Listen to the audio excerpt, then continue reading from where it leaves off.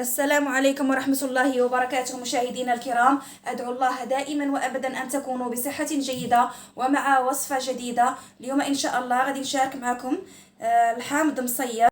هاد القرعة نتاع المصير عندي دابا مدة، كيف ما كتلاحظوا اللون تاعو كيجي أكثر من رائع.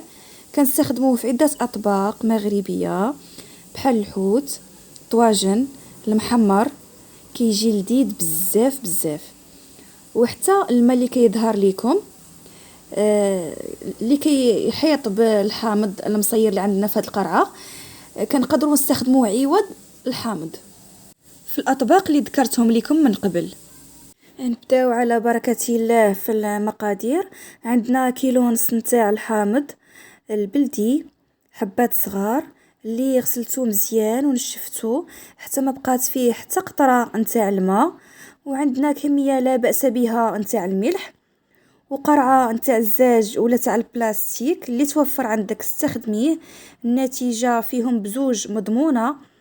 اول خطوه كناخدو الليمون الحامض، كنقطعوه من الفوق على شكل علامه زائد، نفوتو النص غير شي شويه، ونوضعو كميه من الملح في كل جهه من الاحسن. غادي نصيب معاكم وحيده، ومن بعد غادي نقطع الحامض كامل وعاد نوضع فيه الملح، ملعقه صغيره بومبي في كل جهه.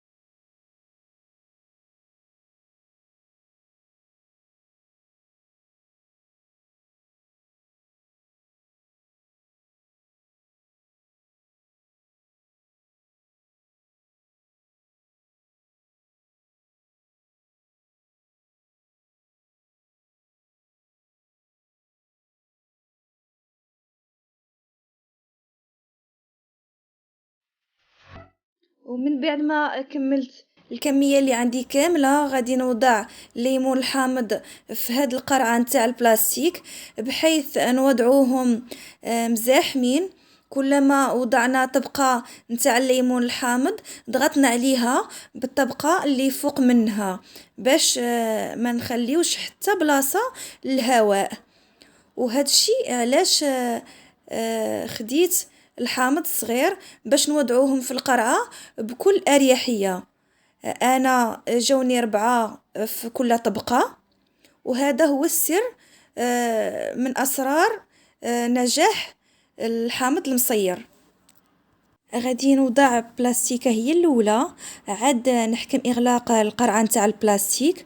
الا كانت عندك قرعه محكمه الاغلاق فلا داعي باش تستخدمي البلاستيكه. من بعد كنوضعوه في مكان مظلم، وفي اليوم الثاني نحركوا القرعة مزيان ونحلوها ونشوفوا إلى هبط الحامض، نضيفوا حامضة ولا زوج على حساب، ونغلقوا عليه ونرجعوه للمكان المظلم مرة أخرى.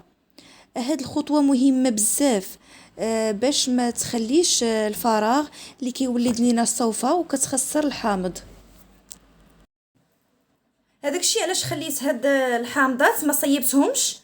غادي نخليهم ان شاء الله حتى الغدا ان شاء الله، وعاد غادي نشوف الا كان خاصني نضيف شي حامضه او لا زوج في العلبه اللي صيبت معاكم.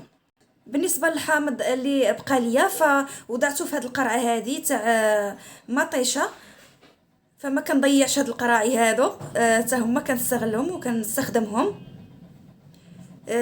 بحيث ان الغلايق نتاعهم كتكون محكمه الاغلاق وكيجي فيهم الحامض مصير رائع. يعني في حالة القرائي هادو بلا ما تلوحيهم استخدميهم على الاقل في هذا الحامض هذا. انا حاولت انني نوضع هاد الحامض اللي بقى ليا في هاد القرعه وزاحمتهم مزيان. كيف ما كتلاحظوا انه بدا تيطلق في الماء نتاعو دابا، وتدريجيا ومع الوقت غادي يبدا يتغير اللون تاعو.